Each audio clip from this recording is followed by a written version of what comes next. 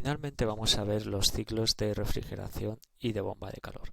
Y en primer lugar vamos a ver el ciclo de compresión de vapor, que es el ciclo más utilizado en refrigeración, por ejemplo en frigoríficos o en máquinas de aire acondicionado convencionales. El ciclo de vapor lo vamos a representar en primer lugar en un diagrama temperatura-entropía, TS. Y este ciclo consta en primer lugar de un compresor que consume determinada potencia del compresor en el proceso 1-2. Hemos pintado la línea discontinua vertical, que sería el proceso isentrópico ideal, punto 2S sería la salida del compresor, y en el compresor real, si tiene un rendimiento isentrópico menor que la unidad, pues estaría situado el punto 2 más hacia la derecha. Desde el punto 2 tenemos el condensador, donde normalmente pasamos de condiciones de vapor sobrecalentado hasta el punto 3, que son condiciones de líquido saturado. En el punto 3, que estamos a una línea de presión constante elevada, bajamos la presión a través de una válvula de expansión. Recordamos que el primer principio me dice que en las válvulas de expansión el proceso tiene que ser isoentálpico. La línea isoentálpica la hemos representado con línea punteada. Y la salida estaría en mezcla bifásica, el estado 4, que volveríamos a las condiciones de vapor saturado, que es el estado 1 a través del evaporador. Este sería el ciclo típico de compresión de vapor, que como vemos recorremos en este sentido antihorario. Al recorrerlo en sentido antihorario, el trabajo neto que obtenemos en este ciclo, el trabajo neto es negativo, menor que 0, lo cual me indica que el trabajo neto es aportado, como es de esperar en un ciclo de refrigeración, donde aportamos un trabajo para bombear calor de una zona de baja temperatura a una zona de alta temperatura. El ciclo es el mismo indistintamente de que estemos trabajando como ciclo de refrigeración o como bomba de calor. Si estamos en refrigeración, el efecto útil es la potencia térmica del evaporador, que sería, por ejemplo, el interior de la vivienda en unas condiciones de verano, y el condensador sería la parte que tenemos en el exterior. El mismo equipo trabajando en condiciones de bomba de calor, pues el efecto útil es la potencia del condensador, sería el calor aportado al interior de la vivienda, y el evaporador sería la unidad exterior.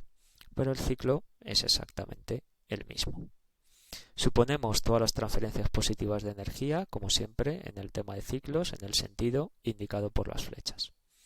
Y haciendo simplemente balances de energía en cada uno de los componentes, el trabajo aportado al ciclo sería el consumido por el compresor, sería el flujo másico por la diferencia de entalpías en el compresor, teniendo en cuenta su rendimiento.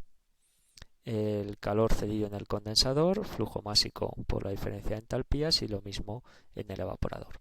En la válvula de expansión, proceso isoentálpico.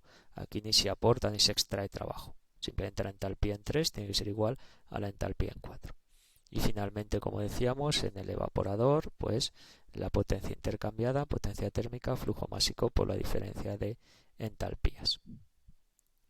El rendimiento del ciclo, trabajando como ciclo de refrigeración, recordar que ese ciclo le llamamos beta, era el efecto útil en refrigeración, que es la potencia extraída en el evaporador, dividido por el trabajo consumido en el compresor. Me quedaría esa diferencia de entalpías, I1 menos I4 dividido por I sub 2 menos I sub 1, que será siempre menor que el beta máximo equivalente del ciclo de Carnot de refrigeración, trabajando entre las mismas temperaturas. Y si estamos trabajando en condiciones de bomba de calor, el efecto útil es la potencia térmica del condensador. Ese rendimiento lo llamamos gamma, este sería el calor del condensador dividido por la potencia consumida en el compresor. Me queda I sub 2 menos I sub 3 dividido por I sub 2 menos I sub 1.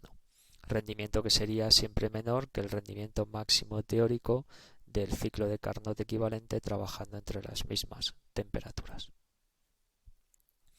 Aunque nosotros hemos representado este ciclo de compresión de vapor en un diagrama temperatura-entropía, en la industria de la refrigeración el diagrama que habitualmente se utiliza es el que tenemos representado en la derecha, diagrama presión-entalpía específica. Vamos a dibujar el mismo diagrama, los mismos procesos en este diagrama, donde el proceso de compresión, pues partiríamos de vapor saturado estado 1 y nos movemos hacia la derecha. A la derecha tendríamos también la zona de vapor sobrecalentado. El resto de procesos son mucho más sencillos de dibujar en este diagrama presión-entalpía, porque el proceso del condensador, del punto 2 al punto 3, al ser a presión constante, en el diagrama presión-entalpía es una línea horizontal. El 3-4, el proceso isoentálpico a través de la válvula de expansión, de nuevo al tener aquí representada la entalpía, es una línea ahora vertical. Y el 4-1, que también es a presión constante, cerramos el ciclo. Con lo cual, en la forma más habitual de ver representado el diagrama, el ciclo de compresión de vapor para refrigeración es en este diagrama presión-entalpía, que es el que habitualmente se utiliza en la industria. Y además, normalmente no se utiliza agua como fluido de trabajo, sino que utilizamos unos refrigerantes, que son unas sustancias especiales, fabricadas la mayoría de ellas ex proceso por el hombre, para trabajar en las condiciones habituales de refrigeración.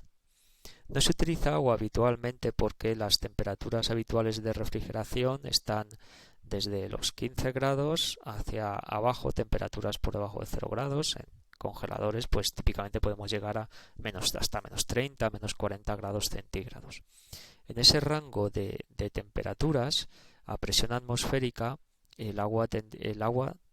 para trabajar en esos rangos de temperaturas tan bajos, la presión a la que tendríamos que trabajar en el agua para condensar o evaporarla estaría por debajo de la presión atmosférica.